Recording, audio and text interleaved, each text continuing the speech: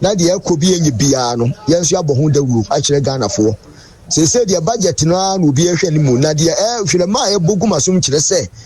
a omo de NDC for the renters bi eba obia yi na so no nti e ne budget no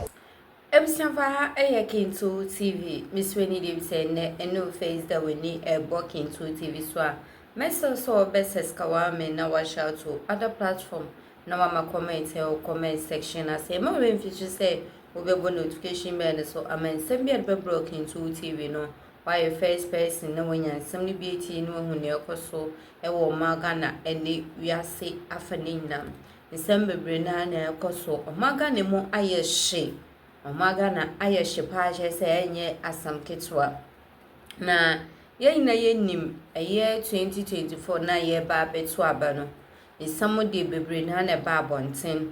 eye yeyina ye papa anaso se ye government ye president or CCA na or your former president eye 2024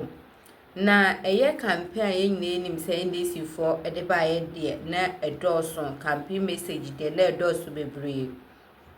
na eye nyina ye former vice president Dr. Bawumia no no so edi mu akoten pa on de nensem o kan na ne say digitalization na je so ba ma maga na etumpon maga na etumi akonenim enuoma de odi bibegu na kwan mu ne ade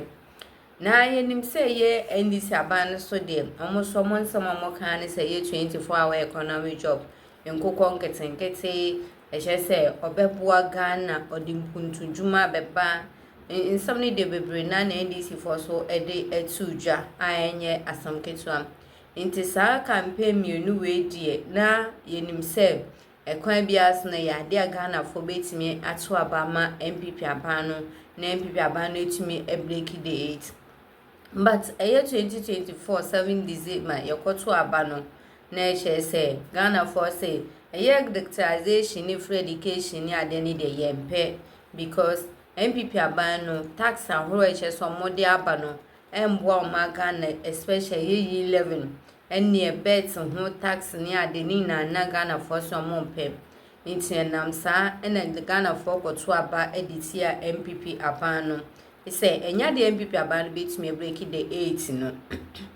ampa nyame adom yenyina enim NDC for ba bonten ende almost say eye digitalization no enya de pa emwa o Ghana nti no omo de omo ban omo be yi tax ahoro na e che say 11 bet ho e che say ne de ende o kan na youth ya bwaje so enya asam keto a yenyina ye president say oba be yi ni na efi so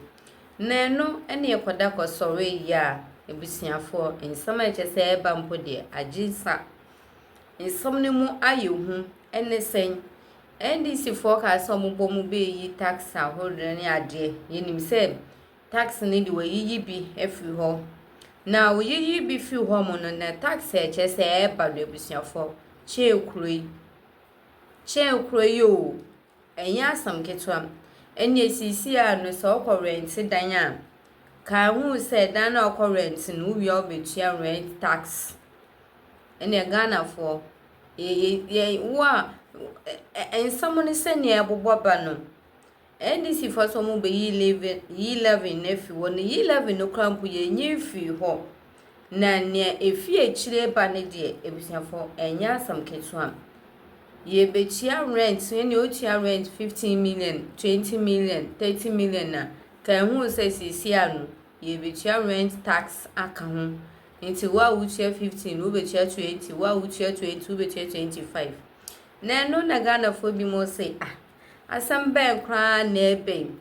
eye ejumanti na obi edehye ekoye obi close akwa na edan de senko obi atena ne krom tini kroma nko wodan ewo ne krom but ejumanti no ubonse na wakọ ha adan ejumanti no na ba bia ni se woda na wakọ akoda na sesisi ano eni saban no se omo de se badia no mo pese Ghana ma ye dem Ghana ma nyoma ba ne mo pese ye mpeni mo pese ye kom enne wo ye ejuma upi ekrambusham intino ebi mu bi so ye de rent tax baba no ejuma pay bosum pay ye betumu ana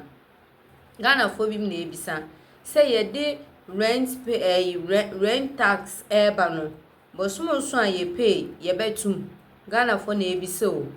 say saa nneɛma we omo de be nyina no bosom so a omo pay omo betum anam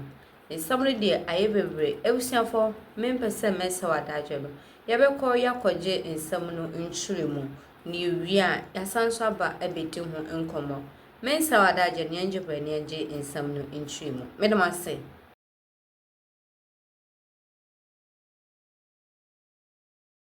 So let's say, for instance, you see the way agents operate. The agent be copy daimawa. Now, open dina na person tia kama dina. The agent will take, let's say, I'm told 1 month from 1 month rent from the total money. So you pay, ideally you pay 13 months, and then 1 month is for the agent. Now, John Mahama government see, moving forward, no. Instead of that 13 months rent, I'll bet you, no. Well, yeah, share year, I'll bet you 14 months rent. They say 1 year, 2 months. Now, so 1 year, 2 months, no. 1 month back, no, it is for government.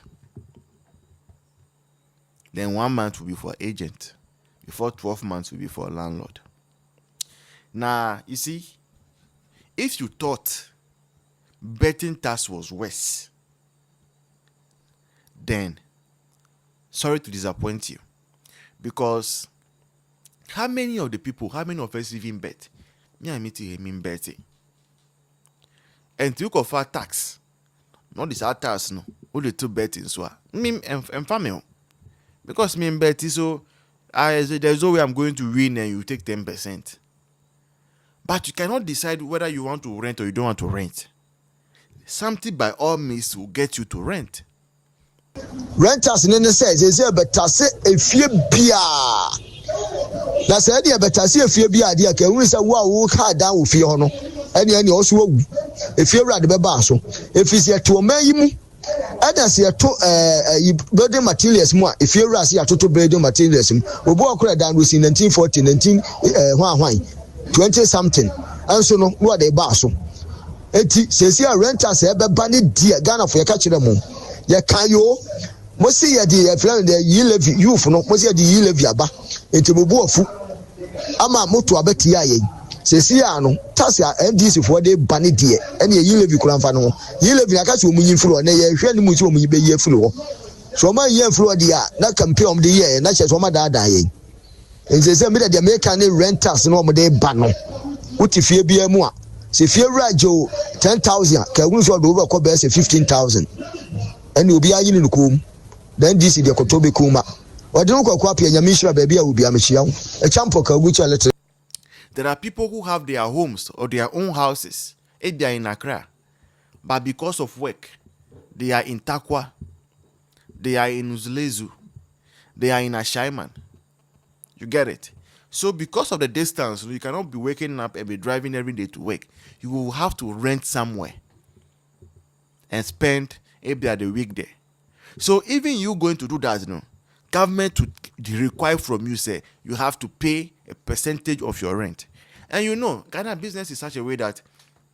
if you tax maybe a landlord he will pass the rent to the tax to the tenant. That is how business operates in Ghana. If you tax maybe say sanitary pad at where it is being maybe brought in bulk quantity, in the end that tax is going to affect the unit price on the shelf. So this is what NDC is doing. And you see, all these things are not things that we are not warned Ghanaians about. We all know, say, there are ways of developing an economy. And it's simple, pretty simple. Why is it simple? All over the world, nations are built based on taxes. US, UK, Canada, France, Germany, Belgium, Luxembourg, Lithuania, Italy. Greece, name them, Netherlands, France, Portugal, Spain, wherever you go, those advanced nations that we look up to. People pay taxes. They pay property tax. They pay other